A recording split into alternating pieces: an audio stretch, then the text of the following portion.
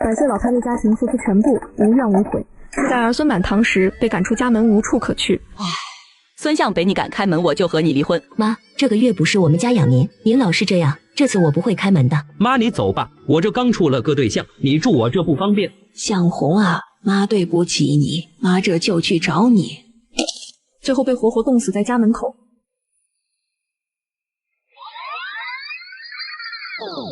醒了就好，你说你都当奶奶的人了，怎么还跟小贝计较？文英她也不是故意的，我让她给你道个歉，这事就算过去了。黄老太还没从刚才的死亡中回过神，迷茫地盯着死了2年的老伴。老头子，你来接我了，下面冷吗？没发烧啊，怎么说起胡话了？你这死老头子，有我伺候你舒舒服服的走了，你走后我可遭老鼻子罪了。妈，你干啥呢？你这样可就没意思了。文英刚才也是急晕了头才动的手。黄月娥眨巴了一下眼睛，这才想起来现在是什么时候。前世因为自己工作给了老二，她的好大儿媳祝文英觉得自己家吃了亏了，争论时竟直接打了自己一巴掌。这年代儿媳妇打婆婆是要被戳脊梁骨的。祝文英即便心里不忿，心里也有点慌。对不起。哼，这也不是文英的错啊，你的工作能卖到1000块钱呢，你给了老二，才给我们200块，凭什么啊？我还是老大呢。大哥，你怎么能这么说呢？当初你娶大嫂的时候，妈可给了3转1响，加上200块钱的彩礼呢。我娶媳妇的时候，妈只给了100块。再说，别以为我不知道，这些年妈私底下给你们塞钱，零零散散加起来，恐怕都不止1000了吧。孙向东肉眼可见的心虚起来，没用的东西，启琛，二弟你也别怪嫂子说话难听。我当时收了彩礼和东西之后，就给娘家留了100块钱，剩下的可全带回来了。我娘家还给我陪嫁了好几床被子呢。你再看看你媳妇，她带回来什么了？这下算是戳中孙向南的要害。倒霉婆娘，1分钱嫁妆没有，穿了身破衣服就嫁过来了，除了长得好一无是处。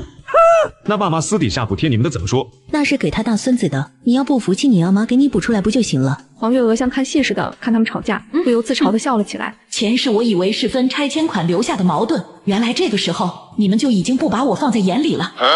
老孙头等着黄月娥表态，却看到她一会瘪嘴一会笑。完了，不会是被气疯了吧？这可不行啊，他要是疯了，家里不就乱套了？都给我闭嘴！一家人吵吵闹闹像什么样子？没看你妈还病着吗？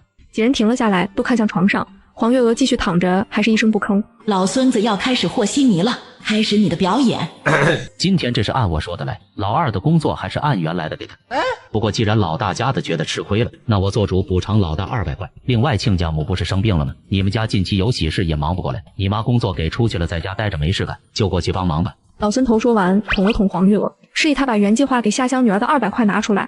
向红的事可以缓缓，先把儿媳妇安抚好，不然大院的人都要看笑话了。黄月娥这才想起，她的向红乖巧懂事的女儿，就是因为彩礼被这个绞家精拿走了，让她死之前都在婆家抬不起头，这仇旧恨加在一起。黄月娥的眼睛一下子就红了。老孙子，你听听你自己说的是人话吗？我一个当婆婆的去上赶着去亲家母家当牛做马，这种话你也能说出口？你觉得这是没问题，你自己去帮忙啊！你把工作让给老二，你也空出来了，刚好去给他住家干活，去伺候他们。老孙头这辈子都没被人反驳过，更何况是在晚辈面前，感觉自己一家之主的威严被侵犯。我他妈真想锤死你！要不是你偏心，家里能吵起来吗？我在外面累死累活的都是为了谁？你连一个家都管不好，你不去谁去？我好歹是机械厂里的小领导，怎么能干这种事？说出去多难听啊！但是你去干就不一样了，说不定还能被再一句热心呢。怎么就不懂事呢？切！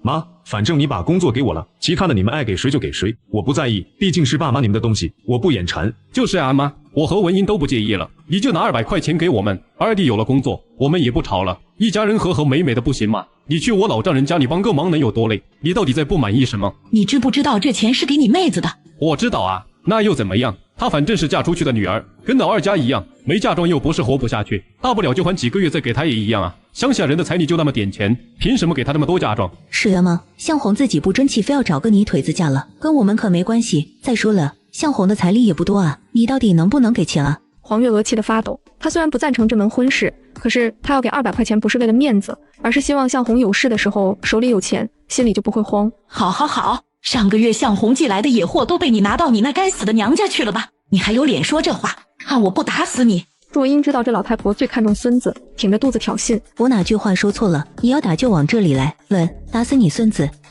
孙向东怕他妈一个不慎碰到他媳妇，立刻挡在面前。孙向东，你果然是老孙家一脉相承的畜生玩意，眼里除了你媳妇，其他人都是你的钱袋子吧？我让你挡！祝文英气冲冲的又推了黄月娥一下。妈，你干嘛？向东说错了吗？你怎么能下这么狠的手？你还是亲妈吗？很好，非常好，我不是她亲妈，更不是你亲妈。今天我就让大家看看敢打婆婆的儿媳妇是什么样的。2岁老太儿孙满堂，现在血液无家可归，被活活冻死在家门口。老娘我重活一世只为自己，定要让你孙家鸡犬不宁，无私奉献，做梦贤妻良母。我他妈真想锤死你！接上集，今天我就让大家看看敢打婆婆的儿媳妇是什么样的。皇婶，你这是干嘛呢？文英姐还怀着孕呢，有什么天大的事情不能冷静下来说吗？咦，老姐姐，你这脸上的巴掌印。黄老太狰狞着脸，根本不顾及孙家父子以及祝文英的脸面，直接把事情说了出来。我的天哪，这祝家怎么教的孩子？儿媳妇竟然打婆婆，这也太可怕了吧！皇婶，这不可能吧？我们知道文英姐作，可再怎么她也不敢打婆婆吧？王家小媳妇你可别不信，你皇婶平时的为人我们可都知道，对咱们像秋风扫落叶一样无情，但她对家里人可掏心掏肺呢。是呢，黄姐对孙家是真没得说。在众人的议论中，黄月娥拖着祝文英一路来到了祝家，任凭老孙头和大儿子劝阻，也不为所动。你们俩谁再劝我，我就死给你们看。祝文英也从刚开始的抵死嘴硬到后来的苦苦求饶。既然好好对你们，最后还得了那么个下场，还不如现在开始只顾自己活得快活些。江芳如，你给我滚出来！跌坐在地上的祝文英头皮发麻，她怎么都想不到一向老实巴交的婆婆居然真的把自己拖回了娘家，找她爸妈讨要说法。求您回去吧，我错了，我真的错了，我不要钱了，什么都不要了，好不好？对，妈，你想把工作给谁就给谁，我们以后再也不眼红了。求求您别闹了，您这样以后我怎么做人啊？还有向东，您不顾及我，也心疼一下你儿子吧。哼！黄月娥冷冷地看了大儿子一眼，用力扯住祝文英的衣角，不让他有逃跑的机会。心疼他这个把自己老娘冻死的白眼狼，我特么后悔当初没一泡尿淹死他。江芳如，你给我滚出来，看看你教出来的好女儿！祝家的邻居听到动静都围了过来。这是怎么了？文英这丫头怎么这副样子？黄大姐，你可不能当个了婆婆欺负儿媳啊！这还怀着你好孙孙呢。黄月娥斜眼瞥过去，见大家都兴致勃勃看热闹的样子，就知道他们不是真的关心祝文英，只是太无聊了，凑个热闹看个八卦，顺势往地上一坐。我不活了，儿媳妇要逼死我呀！你们看看我这脸，儿媳妇打婆婆，天底下哪有这样的呀？黄月娥哭得比祝文英真心实意多了，围观的人群顿时沸腾了。老孙头和孙向东两个头似的大啊！你快管管我妈吧！老孙头狠狠瞪了一眼儿子，两个没脑子的，把你妈逼成这样！老婆子，你别闹了，家丑不可外扬，咱们一家人关起门解决就是了。闹得这么大，以后都要被人笑话的。黄月娥抬头看着老孙头，你个混蛋玩意儿，做了一辈子好人，为了个好名声不断逼我付出，最后你倒是痛快的死了，落了个好名声，谁知道背后付出的一直是我。我这辈子活着还有什么意思啊？嫁给这老孙子半辈子了，一天好日子没过上，被人欺负成这样也只会叫我忍。你们知道他在家说什么？我被打了，他还叫我去伺候亲家母啊！嫁给这种男人，我活着还有什么盼头啊？老孙头听完两眼一黑，慌张地解释起来：我没有，是老婆子误解了我的意思，我怎么会说这种话？这也太不是人了。老孙头心率飙升到250，在家里他还没觉得有什么错。女人不都得伺候家里人，只是换个地方换个人伺候就能换得家里安宁，有什么好委屈的？可现在猝不及防的被放到明面上，他就觉得特别羞。如果是其他男人这么说，他一定会怒斥对方是个猪狗不如的东西。人总是这样的表里不一，私下做什么事都不觉得自己过分，一旦被外人知道就会觉得羞耻。妈，我求你了，我们什么都不要了还不行吗？你别闹了。孙向东苦苦恳求着，心里却在埋怨着，今天过后不知道会被多少人笑话，这老太太怎么一点不为我考虑呢？黄月娥可不管那么多，她只想这辈子痛痛快快的活。老婆子我命苦啊！养了个儿子是给儿媳妇养的，亲妈被他媳妇打了屁都不敢放一个，还觉得这是没什么大不了呢。我活着还有什么意思啊？真是个白眼狼！这要是我儿子，我一脚踹死他！我真的裂开了！孙向东的脸又红又黑，他张了张嘴想责备自己老娘，可又不知道说什么，也不敢说什么了，因为黄老太没编造剧情，也没加油添醋，这就是事实。赶来的老二孙向南本想上前劝解，见父亲和大哥都被母亲不留情面的揭穿了真面目，不由得停了下来。他是个聪明人，一下就看出了母亲对他们的失望，这时候上前去调解，到时候自己也得闹个没脸见人。他低头混在人群里，当自己也是个看热闹的观众。门口吵闹的动静终于惊动了屋内的人。张芳如一脸疑惑地看着坐在地上的亲家母和女儿。哎呦呦，这是怎么了？还怀着孕呢，怎么坐在地上？向东他吗？有什么事情不能好好说吗？妈，外面怎么了？咱家今天还有大事呢。江方如的大儿子祝文飞皱着眉走出来，今天可是他的大日子，他不允许有人闹事儿。没事，你跟雨雪进去，这儿有妈呢。哼，今天是儿子和食品厂副厂长女儿见面的日子，这老太婆竟然闹上门来，真晦气，得赶紧把她打发了才是。这位婆婆每日给儿媳妇洗贴身衣物，儿媳妇不但不感激，还扇婆婆巴掌。婆婆终于不堪忍受，倒打怀孕儿媳妇，到她娘家讨说法。我他真想锤死你！接上集，这婆娘真晦气，我得想办法把她弄走。黄月娥看着走出来的雨雪，眼神中满是同情。这祝文飞可不是个好东西，前世他凭着老丈人的人脉自己开了厂子，风光无限。国企改革后，雨雪爸下岗，他就在外面包女人生儿子，还堂而皇之的带着人回家要雨雪伺候。雨雪闹他就打，打到后面愣是浑身没一块好肉。不行，我得救这姑娘脱离苦海。江芳如，你教的好女儿，现在打婆婆，以后是不是要杀婆婆了？江芳如心虚，这蠢货连表面功夫都不做，我这一身本事他是一点都没得到真传。哼，向东他吗？说话要讲证据的。我女儿清清白白嫁到你们家，以前在我住家做女儿的时候，可从没人说她不尊敬长辈。别不是你自己做了什么伤天害理的事情，我好好的大闺女在你们家受了欺负，气急了才跟你发生了冲突。你不等黄月娥发飙，就有看热闹不嫌事大的邻居起哄。江婶，文英姐之前还骂过她奶奶老不死呢。对呀，这我也听到过。人群里立马有人附和道：哎，你们别说，这黄婶子虽说对外人不太友善，但是对自家人那可是好的不得了的，就连祝文英的贴心衣物都是她亲自洗的呢。我的天哪，这种东西都让婆婆洗，祝文英不怕天打雷劈啊？祖传的呗，那江芳如以前也经常骂她婆婆呢。江芳如没想到这些邻居这么不给她面子，脸一下子就黑了。哎呀，你们都在胡说八道什么？眼看着围观的人越来越多，老猪头也不好意思躲着不出来了，小跑过来就要把黄月娥从地上拉起来。不好意思啊，亲家母，文英妈不会说话，你多担待。地上凉，赶紧起来进屋说话。老孙头还有女婿，你们都进屋。那位是你们家老二吧？别在后面了，都进去喝杯热茶。几人推推搡搡的被老猪头推进了院内。行了，大家都散了吧，没什么好看的。等我家文飞结婚，到时候再来我家吃糖凑热闹。进了院子后，老猪头脸色一变。亲家母，到底什么事情你这兴师动众的？有什么话不能找个时间私下说吗？找时间？我哪里敢等啊！再等下去我就要死在你闺女手上了。老猪头看向自己女儿，发现她低着头不吭声，就知道打婆婆这件事是真的。哎呀，亲家母啊，这件事……向东吗？就算这件事情是真的，那确实是我们文英做的不对，我代她跟你道个歉。江芳如打断老猪头，她已经发现雨雪的神情不对劲了，只想着赶紧把黄月娥打发走。黄月娥知道江芳如的心思，索性不装了，转身对着雨雪说道：姑娘，你是跟祝文飞这孩子处对象呢？这眼光可真不怎么样啊。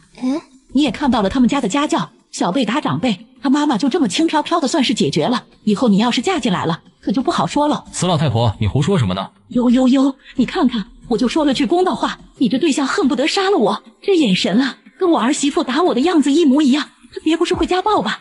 雨雪看到祝文飞凶狠的眼神，心里咯噔了一下。那个，我觉得今天不太适合谈事情，我先走了。说完，他像是后面有饿狼在追跑的飞快，一眨眼就没影了。眼看到手的鸭子，哦不，到手的老婆就要飞了。祝文飞大怒：你个死老太婆，今天我打不死你！文飞，不要把事情闹大了。今天你把这老太婆打伤，雨雪跟你就真的不可能了。孙向东，本来我以为你是个好的，把文英交到你手上也算是放心了，可没想到你居然让你亲妈这么欺负我女儿，她还怀着你的种呢，到底有多大的球，非要这时候搓磨她？哎，对不起，是我对不起文英，对不起你，我现在就把我妈拉走。孙向东，我养条狗还知道对我摇尾巴吗？为你转头就卖我。黄月娥，你到底想干嘛？是不是非要把我家搞得鸡飞狗跳你才满意？实在不行就让他们离婚。祝文英在婆家里十指不沾阳春水的，如果离了婚，别家绝对不会有这么好的日子。孙向东则是觉得离婚会被别人笑死。江芳如当然知道不能离婚，只是想用离婚威胁黄月娥。祝文英见到母亲给自己使眼色，立刻懂了意思。孙向东，你妈这么欺负我，我还有什么脸面？今天就去离婚，马上去。妈，你现在满意了吧？把你儿子搞离婚，你高兴了吧？切，老孙头也急了。老婆子别闹了，咱回家再说。死老头又要和稀泥。老孙头瞬间就被打懵了。你是不是有病？你这个泼妇，我要跟你离婚。切，行啊，离婚就离婚，谁不离谁是狗。哎呦我的妈！院子里4个男女大打出手，丝毫不顾及旁边还站着一位孕妇。没过一会，孕妇被一个男人按头下跪，究竟是道德的沦丧，还是人性的泯灭？接上集。就算离婚，老娘今天也要把祝文英送进局子里。你能不能讲讲理？不就挨了一嘴巴，有什么大不了的？我不也就是打你一下吗？你怎么要死要活的跟我离婚？我是你男人，能一样？你是男人你就高贵了。是。亲家母，这就是你不对了。男人就是女人的天，出嫁从夫，你怎么能这么对你男人呢？江芳如一边煽风点火地说道：“你瞧瞧，别人家的媳妇多温柔，多贤惠。你要是再不老实，我就照着你二弟打你二弟妹的样子，一天3顿，顿顿不落的打你。”眼见两人要打起来，陈向南急忙将两人分开。爸妈，先解决大哥大嫂的事情啊！老猪头在一旁见到他们内讧，心里别提多兴奋了。向东妈，离婚这事可不能随便说呀，听我一句劝，好好道个歉，日子还得继续过呢。黄月娥本就生着气，一听这话，开始了无差别攻击。你装什么好人？别以为我不知道你跟新华院刘寡妇的事情，再瞎嚷嚷我告你乱搞男女关系。江芳如没想到吃瓜吃到自家头上了，立刻哭骂起来。好你个姓祝的，我在家里差点累出病，你倒是潇洒自在，说你跟那个刘寡妇到底什么关系？于是刚刚还和睦的两夫妻，这会儿也拽着头发打了起来。黄月娥翘着嘴角，学着江芳如的语气：“男人就是女人的天，在我家里，男人都是被我伺候的舒舒服服的，怎么能打自己的天呢？你个臭婆娘，闭嘴！”祝文英见自己亲爸亲妈打上了，哭得更厉害了。爸妈别打了，肯定是我婆婆胡说的。爸，你就这么见不得我好，竟然还造谣！黄月娥一听这话不乐意了，这件事要是我造谣，就让我黄月娥天打雷劈！嘿，上梁不正下梁歪，一家子没一个好货色。祝文英这下忍不住了，冲过去就想跟黄月娥干仗。杀人了，杀人了！儿媳妇杀婆婆了！还在外边没有散开的邻居们，本来听着祝家的动静就恨不得冲进去吃瓜，现在见门打开了，祝文英凶神恶煞的举着拳头。这祝文英她是真的敢打婆婆啊！几人赶忙拦住祝文英。黄月娥也在邻居们的劝慰下，哭哭啼啼的给大家讲解屋里的事。正要说到老猪头跟刘寡妇偷情的时候，祝文英大吼一声，将他的话打断。随后，他直接冲进了屋内，端了盆水，直接泼到打得正欢的亲爹妈身上。你个死丫头！江芳如抹着脸上的水，正要破口大骂。看到外面的场景，顿时冷静下来。于是哭青青的黄月娥又被扯了进去。你们到底想怎样？向东，你真的不想跟文英过了？爸妈，我肯定想跟文英好好过日子的，我马上拉着我妈走。黄月娥被儿子和老公死死抓着，哪怕在死命挣扎也无济于事。见他们都铁了心要自己回家，她也不白费力气，轻飘飘说道：“今天你要是把我拉回家了，明天我就去你们单位找领导，一个个找过去。别说你是我亲儿子，哪怕是你爹、你丈母娘、你老丈人，你们的单位我都要去闹一闹，我看你们以后怎么升职。今天不让我出了这口恶气，以后大家都别想好过了。”劝也劝不动，骂也骂不走，动手他也不怕。众人这才觉得犯了难。江芳如把一切怪到了女儿身上。文英，你现在真的是越来越无法无天了，居然跟长辈动手，还不快点跟你婆婆道歉？你婆婆要是不原谅你，你也别叫我妈了。祝文英傻眼了，妈是你教我的，要把婆婆拿捏住才有好日子过。你之前不也打奶奶吗？凭什么到我了就要道歉？我又没错，是她自己偏心，被打也是她活该。拿捏婆婆，江芳如你可真是个好样的。黄月娥径直往外走，江芳如刚刚想让黄月娥赶紧滚，这回却死死拉住了她的手。她要是走了，他们家就全完了。亲家母，你听我说，不是这样的，我怎么会这样教孩子呢？这样好了，这件事你想怎么解决，咱们就怎么解决。文英这孩子被我教坏了，以后你来教，愿打愿骂，我绝无二话。祝文飞看着自己家里满地的狼藉，知道他们今天要是不把黄老太哄好，他的对象肯定要废，而且以后说不定再也找不到好的人家了。他压着姐姐的头硬要她给黄月娥磕头认错。祝文英见自己家人都不帮自己，也知道了，如果她今日不把婆婆哄好，那这娘家以后也是回不来了。对不起，妈，我错了。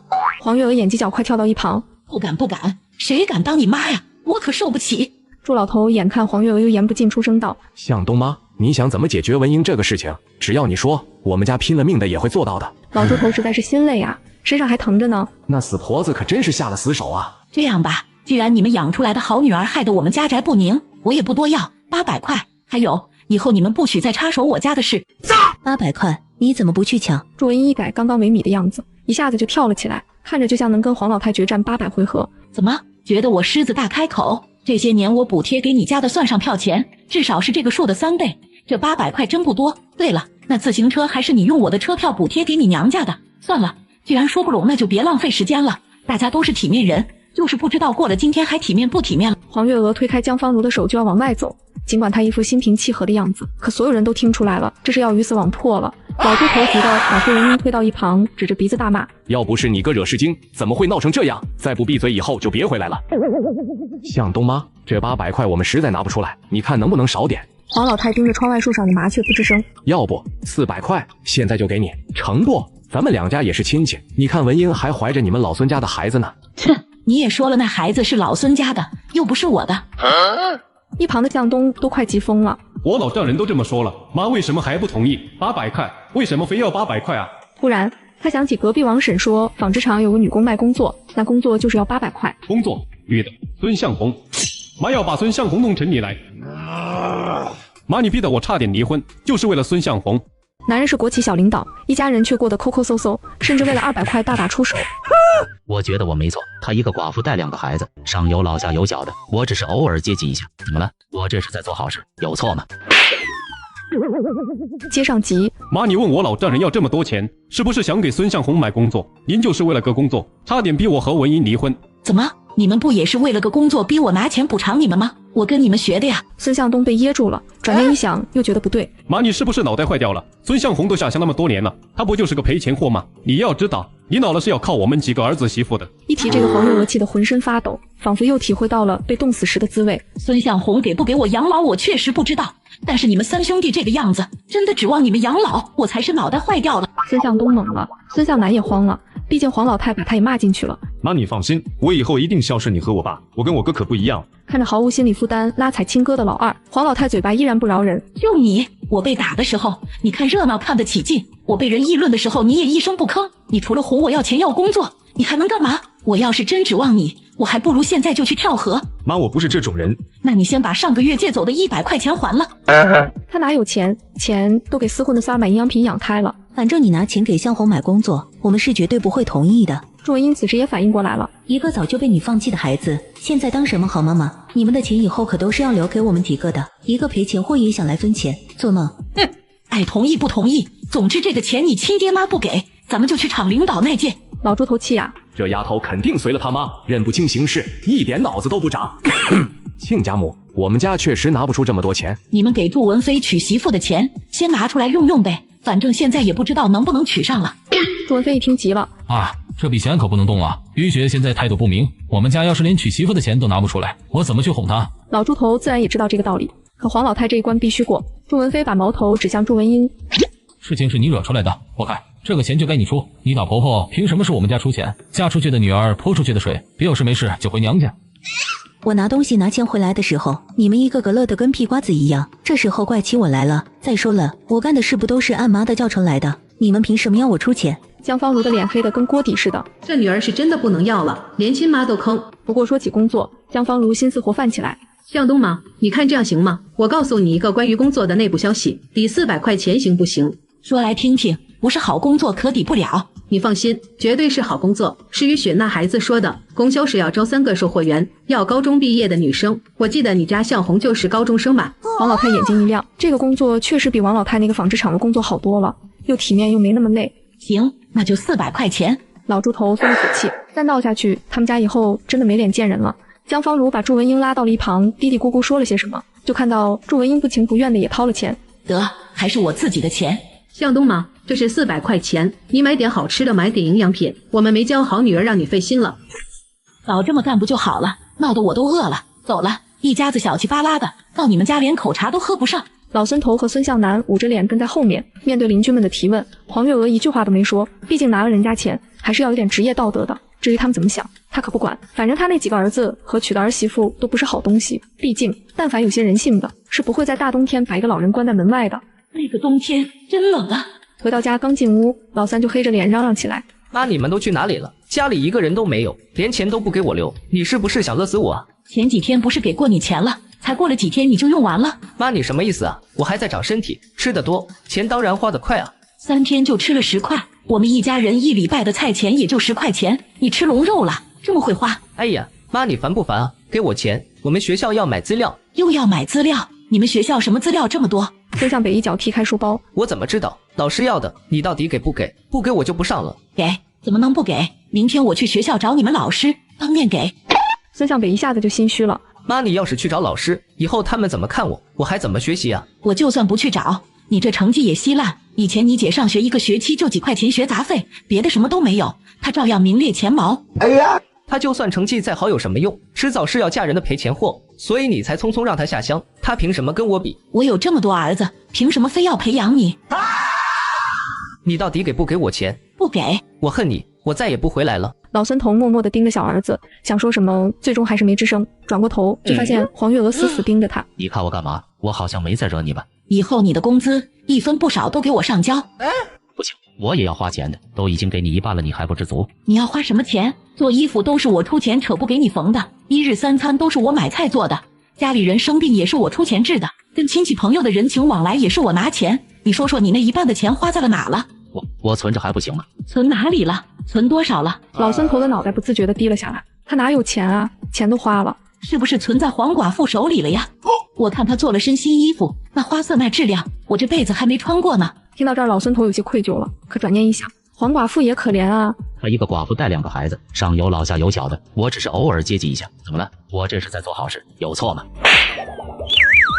他要是真活不下去了，会有钱扯好不做衣服。他那2个儿子穿的比咱们家有4个工人的孩子穿的还好。你觉得以他赚的钱和你补贴的钱，他们能买得起？老孙头傻乎乎摇了摇头。他这么有钱？被这么一说，他也觉得不对劲了。他是挣不到这么多钱，但是多几个你这样的冤大头不就有钱了？或者多几个图他点什么的男人。我真的跟他没什么，孙子都有了。再说了，就算有那心，我也不可能乱搞啊。现在正是我升职的关键期，我是什么人，这么多年了你不知道吗？所以你把工资都上交，那我总要请厂里的人吃饭什么的吧？那就提前跟我说，我给你拿钱。你不是欺负老实人吗？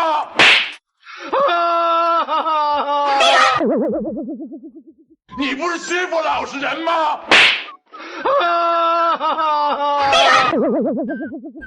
搞定了老孙头，闹了一天的黄月娥做饭去了。上辈子抠抠搜搜钱都进了这群白眼狼口袋，重来一辈子我可得对自己好一点。孙向南和老孙头老老实实的坐椅子上等饭，等到的却是2手空空的黄老太。妈，我的饭呢？对呀，我们的饭呢？你们的饭问我干嘛？老婆子，你刚不是去做饭了？饭不要钱了，没交钱我怎么给你们做饭？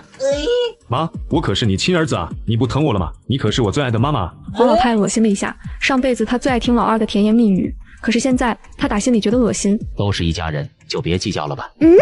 老孙头不敢说了，他有预感，再说下去会被打。现在他脸还疼呢，正说着话，老大回来了。你可真是我亲妈！怎么？你看你这是闹的，我以后怎么出去见人？你们也知道这是不光彩呀，敢做还怕被人说？算了，妈，我不想说了，你给我盛个饭吧，我们都快饿死了。没你们的饭。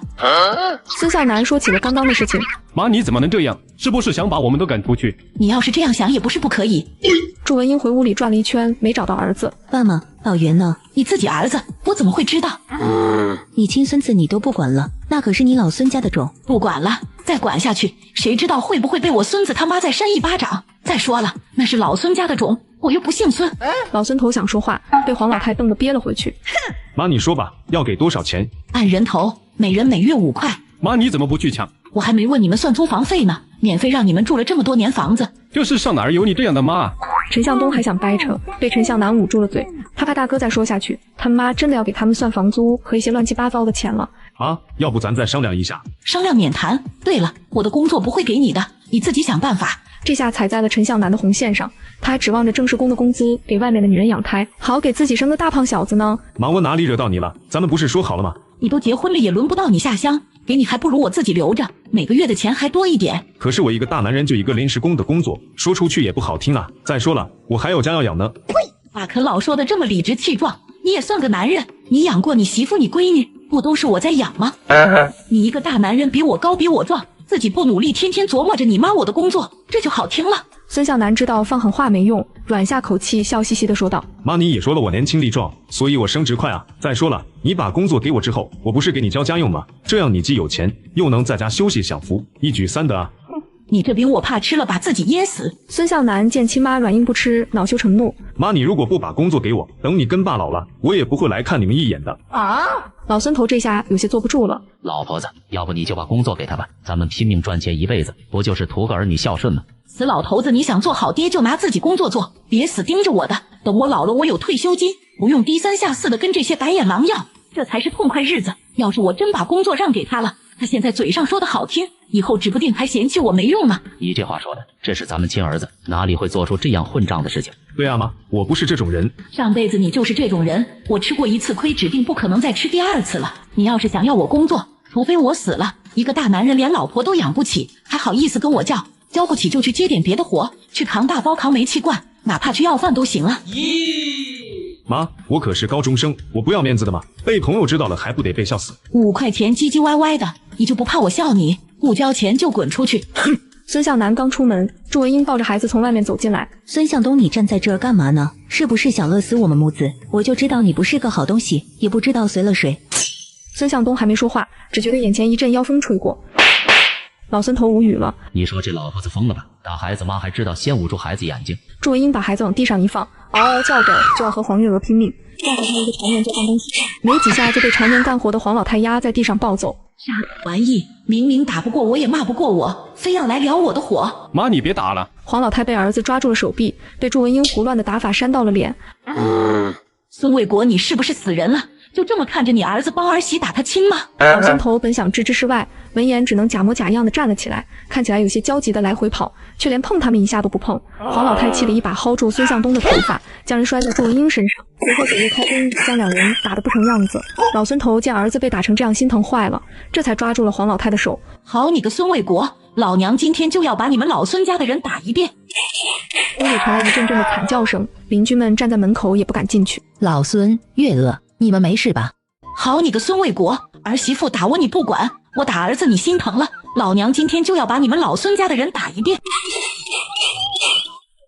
老孙、月娥，你们没事吧？黄老太没想那么多，听到人敲门就跑过去开门。老孙头和孙向东顶着被扇肿的脸不敢吱声，两个大老爷们被一个老娘们打成这样，说出去那得被人笑死。祝文英也老实了，这死老太婆，我们3个使劲反抗都被打成这样，果然她以前都是装的。门一打开，严老太冲进院子，拉着黄月娥仔细检查了一番。还好还好，月娥啊，刚刚那个声音可真是吓坏我们了。我没事儿。老孙你给我出来，月娥对你们掏心掏肺，你们欺负她就是丧良心。老孙头见躲不过，拉着儿子儿媳走出屋子，他心里委屈，要让邻居们帮忙主持公道。我操，这仨货打仗去了！黄老太心里一咯噔，坏了，以后我要背上凶恶的名声了。文印啊，再怎么样你也不能把你男人打成这样啊！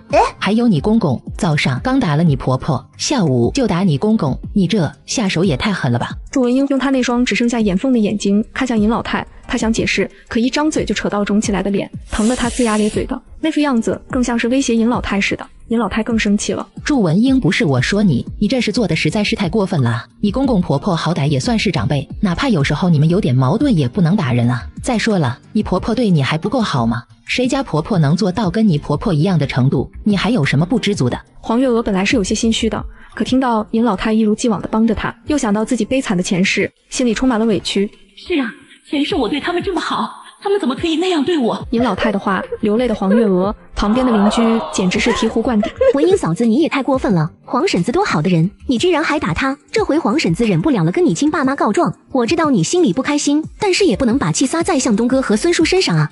可是他这文英也被打得很惨啊，他们似乎吧，2个大男人估计不好意思跟女人动手，不然怎么可能被打成这样？肯定是被打得不得不还手了。娶到这种媳妇，孙家真是倒了大霉了。月娥，你别哭了，以后要是受了委屈就来找我。是啊，黄婶子，以后祝文英再不做人，你告诉我，我跟他一个车间的，我去告诉厂里领导，咱们厂可不能要这么一个恶毒的人。祝文英见大家一致认为是自己打人，气得连抱孩子的气力都加大了几分。妈妈痛，我痛。咦，祝文英，你这个毒妇，连自己亲生儿子都下手，你是不是人了？不是我打的，是他打我们，你们不信就问向东啊，还有我公公。孙向东艰难地点了点头，老孙头则低着头没任何表示。这下众人开始鄙视起孙向东。你媳妇都这么打你爹妈了，你这个做儿子的居然还是非不分的帮着媳妇，这都往那成什么样了？唉，向东啊，你吗？他不容易啊，你对他好一点吧，他心里可苦着呢。哎呀，妈，你倒是说话啊！黄月娥沉浸在上辈子的委屈中，哭得不能自拔。听到这声，妈抖了一下，是我打的，我打的他们。因为哭得厉害，她说话的时候甚至打了个哭嗝，所有人都不出声了，一脸嫌弃地盯着孙向东。他们觉得黄老太这是被儿子威胁了。听到亲妈承认后，孙向东终于松了一口气，他根本没看到众人的表情，他肿起的眼睛让他没有多余的精力去观察别人。文英，我们回屋里躺躺吧，身上太疼了。接着又没好气地对黄老太说道：妈，你要是还认我这个儿子，就给我们拿点药，后面几天我们可上不了班了，都是你害的，不知道你发什么疯。他扔下这句话就扶着媳妇回去了，留下可怜的老孙头呆呆地站在那里，不知道想些什么。气死我了！老孙这儿子白生了，眼里只有媳妇儿子，爹妈是一点都不顾啊！邻居们自顾自地骂着，看到黄老太从屋里拿了瓶红花油出来，纷纷感叹老孙头上辈子做了多少好事，这辈子才能娶到这么个好媳妇。你们误会了，我只是觉得老孙头年纪大了，万一伤势重了还要去医院，不划算。这时吃饱的孙向南回来了。妈，春苗和玲玲一整天都不在家，去哪儿了？哟，大孝子好丈夫好爸爸终于想起老婆孩子跟亲妈了。英婶，你知道他们去哪儿了？一大早就去娘家了，你那老丈人家估计有活要干，前几天就过来叫人了。孙向南的脸一黑，他把玲玲也带去了。是呀，我也劝了，他那娘家活那么多，又累又脏的，把孩子带去干什么？可是没人听我的。哼，我去把孩子带回来。站住，我跟你一起去。虽然他因为前世的事情心寒，但是他还是改不掉心疼孩子的性格。两人推着自行车刚出门，就看到董春苗抱着软趴趴的玲玲回来了。玲玲，孙向南上前一步想接过孩子，却被董春苗避开。玲玲睡着了，还是别叫醒她了吧，我把她放在床上就行了。孙向南信以为真不再说话，却听到黄老太的惊呼：这孩子的手怎么冰冰凉凉的？这孩子的手怎么冰冰凉凉的？董春苗，到底怎么回事？那个应该在乡下玩累了，睡了一路，可能着凉了。孙向南轻轻拍了下玲玲的脸，玲玲醒醒，到家了。孩子没有丝毫反应，一把玲玲抱了过来。玲玲，这是你说的睡着了？我看玲玲像是昏迷了，赶紧送医院吧。你这老婆嘴里没一句实话，是不是真要看玲玲死了才好？黄月娥打断孙向南的话，他这才反应过来，急忙抱着孩子去医院。幸好来得及时，孩子头部被钝器打伤，你刚才也看到了，流血头发都结块了。孙向南阴沉着脸，他无数次后悔娶了这婆娘，为什么当初只看她漂亮，干活又勤快，连他家都不打听，一下就匆忙定下了婚事。董春苗也是个奇葩，自家的家务活一点不顾，一有时间就去娘家帮忙。孙向南外快赚了点钱，让他给女儿买点好吃的，转头那钱就到了他娘家妈手里。女儿穿的衣服脏了他不管，转眼就用他妈给女儿的布料给娘家侄子做新衣服。此刻他站在病床旁怕得不行，不是因为病床上的亲生女儿，而是担心孙向南会不会跑到他娘家打他弟弟。都怪这死闺女，把糖给我大侄子不就行了，挨打还得连累我。春苗啊，千万不能把事情闹大，不然你侄子小年纪就要被人说是杀人犯了，以后还怎么做人啊？对，给你2个苹果，你赶紧带着这赔钱货回家。董春苗觉得他妈说的对，女娃就是赔钱货。看着黄月娥拿来的老母鸡汤，她心疼了一下。她一个女娃娃哪配吃这东西，还不如把钱给我，我还能给侄子们买点好肉好零食，到时候妈肯定会狠狠夸我，多有面子啊。哼，妈你先看着玲玲，我找他们算账去。董春苗听到这话吓坏了，不能去啊，他们年纪小不懂事，就别因为这点小事跟他们计较了。哼，小事，我女儿的命在你眼里是小事，你那2个侄子都快上小学的年纪了，玲玲比他们还小呢。再说了，小孩不懂事，大人也不懂事嘛。董春苗死死抱着孙向南，男孩子懂事晚。再说了，要是玲玲懂事点把吃的给他们怎么会打人啊？你的意思还是玲玲的错了？对啊，农村5岁的丫头都会去山上捡柴火了，就玲玲天天在家待着什么都不干，吃的比谁都多，天生就是个赔钱货。孙向南忍了又忍才没动手，一甩手离开了病房。不要啊！董春苗追出来拉住了他的手臂。向南你别生气，我一定会努力给你生个儿子的，还有玲玲她会很快出院的，绝不会浪费钱的。董春苗眼里挂着泪水，死死抓着孙向南，怕他真去他娘家找麻烦。病房外听到这话的人鄙夷地看着孙向南，小同志啦，手心手背都是肉，妇女也能顶半边天啦。孩子生病了就不要怕浪费钱，女儿要是好好培养，以后也能更好的孝敬你们，不是？是啊，女儿可比儿子会心疼人呢。我嫁出去的女儿还经常来看我们，反而是我那个儿子就过年才能见一面，有的儿子真的不如女儿啊。孙向南知道他们误会了，脸色铁青，正要解释，董春苗反倒不悦地反驳起来：你们懂什么？女儿都是赔钱货，养那么好干什么？以后收笔彩礼嫁出去就行了，儿子是传宗接代的，那才是自家人。一个丫头片子还住院，真是浪费钱。有那点钱，我还不如给我娘家侄子买点好吃的，不就是脑袋砸了个口子，也不知道我婆婆紧张个什么，又死不了，非要送医院来，还给她买鸡汤喝。她一个女娃配喝这些好东西吗？众人被他这骇人的话惊住了。董春苗见没人出声，以为是自己说对了，更加洋洋得意起来。我家这死丫头竟然不愿意把吃的让给我侄子们吃，还跟他们动手，被砸了脑袋也是她活该，明明是她的错，我男人非要找我娘家人算账，天底下哪有这样的道理？刚刚第一个开口指责孙向南的大娘，此时脸上有些不好意思。小同志不好意思啊，误会你了，我还以为是你重男轻女呢。唉，摊上这么个媳妇，感觉你这辈子都不安宁了。第一次见到这种人，不疼自己亲生的，反而疼别人的孩子。她自己也是女人啊，怎么能说出这种话？所以啊，找媳妇不能光看外表，指不定是个傻子呢。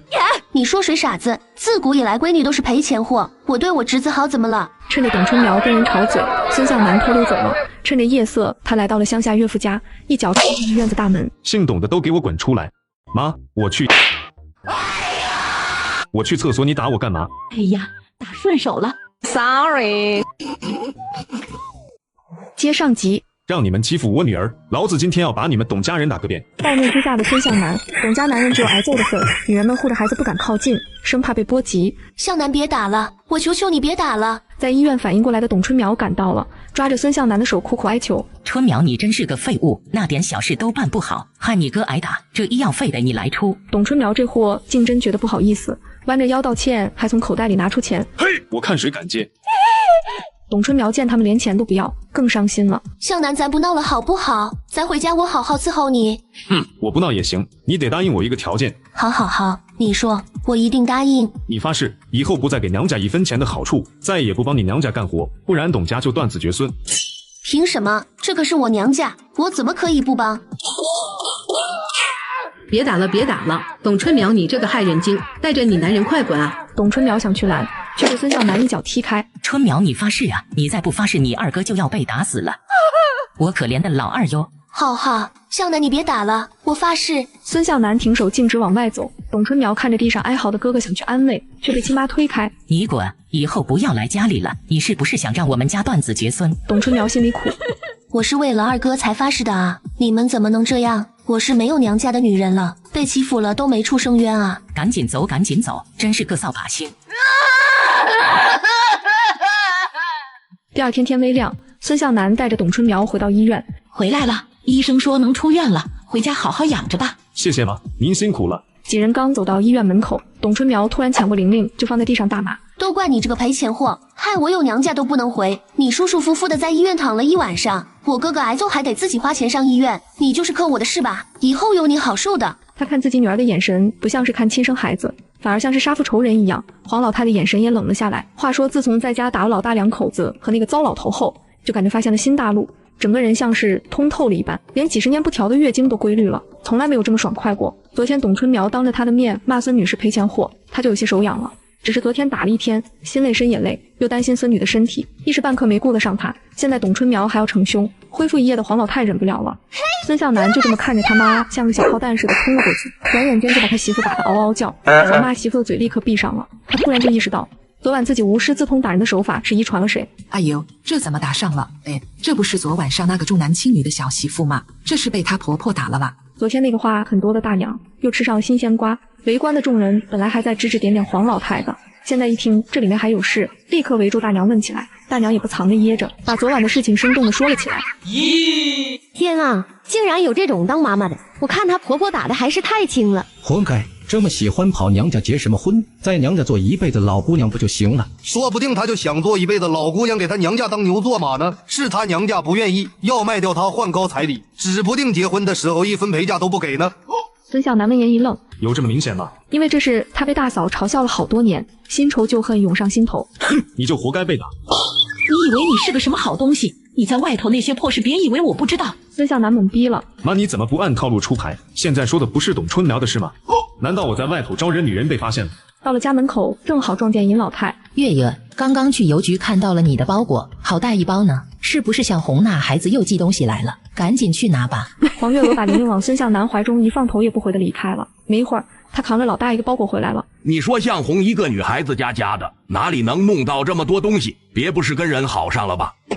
你们才跟人好上了吗？自己没本事就知道东家长西家短的，也没看你少吃我家向红寄过来的枣子。走进院子，看到老孙头在晒被子，直接来了个问候大笔兜。你是不是有病？你是不是聋了？向红被人背后说闲话也不管，他怎么会有你这么窝囊的爹？孙向南哄睡女儿，把董春苗拉出房间，撞上气头上的黄月娥。妈，向红这次记得什么？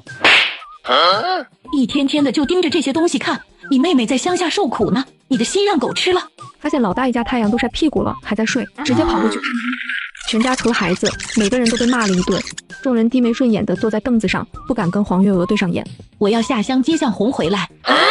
他都要结婚了，你还接他回来干什么？准备结婚又不是已经结婚了，那男的什么样子，什么条件我们都不知道，万一是个烂人呢？那也是他自己选的，好的坏的都他自己承受。既然准备结婚了，还回什么城？还不如把工作消息卖掉，我们还能挣点钱。那是你亲妹子，你说的是人话。妈，你怎么动不动就打人？向东说的也没错啊，嫁出去的女儿泼出去的水。你这泼出来的谁怎么就能回娘家？哎呀，老婆子你别那么暴躁嘛，做事情得考虑的全面一点不是吗？你去那边得跟厂里请假，还要厂里开证明，又少好几天工资。钱，没一个好东西。妈，我去厕所，你打我干嘛？哎呀，打顺手了。 Sorry。